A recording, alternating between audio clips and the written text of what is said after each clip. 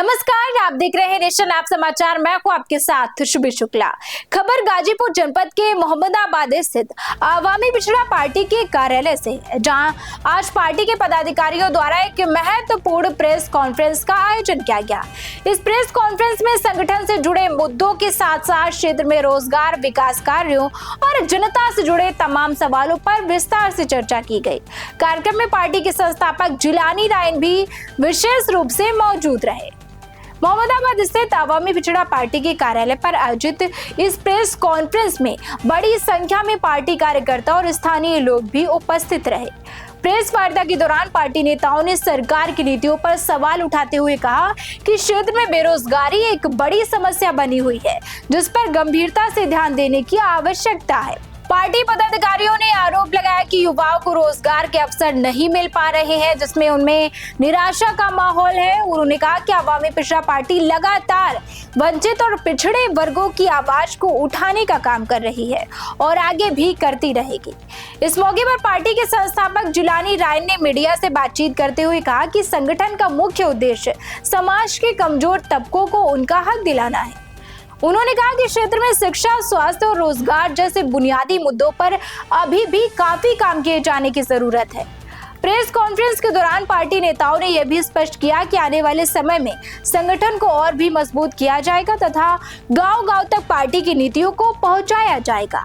उन्होंने कहा कि जनता की समस्याओं को लेकर पार्टी लगातार संघर्षरत रहेगी और जरूरत पड़ने पर आंदोलन का रास्ता भी अपनाया जाएगा। कार्यक्रम के दौरान उपस्थित कार्यकर्ताओं ने भी अपने विचार रखे और संगठन की गतिविधियों को और भी तेज करने पर जोर दिया। उन्होंने कहा कि क्षेत्र में विकास तभी संभव है जब स्थानीय लोगों को निर्णय प्रक्रिया में शामिल किया जाए। गाजीपुर के मोहम्मदाबाद से आवामी पिछड़ा पार्टी के प्रेस कॉन्फ्रेंस में उठाए गए मुद्दों के साथ राजनीतिक सरगर्मी एक बार फिर से तेज होती नजर आ रही है। बताइए। मैं अखिलेंद्र प्रताप सिंह हूँ। आज मोहम्मदाबाद में ये जो आवामी पिछड़ा पार्टी के कार्यालय पे जो ये मीटिंग हो रही है, किस प्रकार की मीटिंग थी, इसे लेकर के आप क्या बताएंगे? देखिए, रोजगार सामाजिक अधिकार अभियान कई दल और यूथ संगठन मिल के चला रहे हैं, जिसमें इस कार्यालय के बैठक में जिन संगठनों का नाम है उसमें ऑल इंडिया पीपुल्स फ्रंट, राष्ट्र उदय पार्टी, राष्ट्रीय मानवता पार्टी, बीपी सिंह का राष्ट्रीय किसान मंच और इस तरह के कई एक संगठन हैं जो आवामी के तो मैंने बता ही दिया। आवामी पिछड़ा वर्ग को यह एक हम लोग यहाँ पर जो बैठक किए हैं उसमें ये हमारा अभियान का जो मूल उद्देश्य है शिक्षा, स्वास्थ्य, रोजगार, ओल्ड एज पेंशन और उसके साथ हर गरीब को बसने के लिए आवासीय जमीन और उसके साथ साथ एक सामाजिक स्तर पर जो डिप्राइव्ड सेक्शन है सोशल कैटेगरीज में, जिसमें मैं पाता हूँ SC, ST, extreme backward caste और महिलाएं, इन लोगों का डिस्क्रिमिनेशन ख़त्म करने के लिए प्रॉपर रिप्रेजेंटेशन हो और प्रॉपर रिप्रेजेंटेशन के साथ साथ इनके लिए अलग बजटरी प्लान हो। और फंड की हमारे यहाँ क्राइसिस नहीं है। मिडिल क्लास जितना टैक्स देता है उससे कम टैक्स यहाँ कारपोरेट देते हैं। उनका टैक्स का रेशियो बढ़ा दिया जाए तो हमारे पास 100 लाख करोड़ रुपए से ज़्यादा पैसे होंगे और उनकी ज़रूरतों को हम पूरा कर सकेंगे।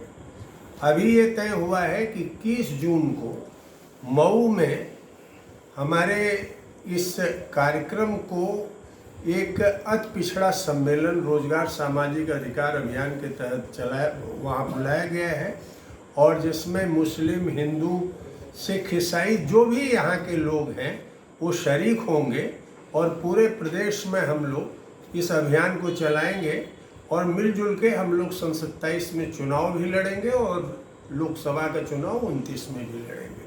तो फिलहाल अभी यही चर्चा हम लोगों की हुई है और हमारे जो प्रतिनिधि लोग हैं, इधर है रामाश्रय जी, ये वहाँ ऑर्गेनाइज कर रहे हैं, अब्दुल्ला साहब हैं, हमारे प्रदेश के जो राष्ट्रीय अध्यक्ष हैं राइन साहब, और ये मऊ से साथी क्या नाम है इकबाल है।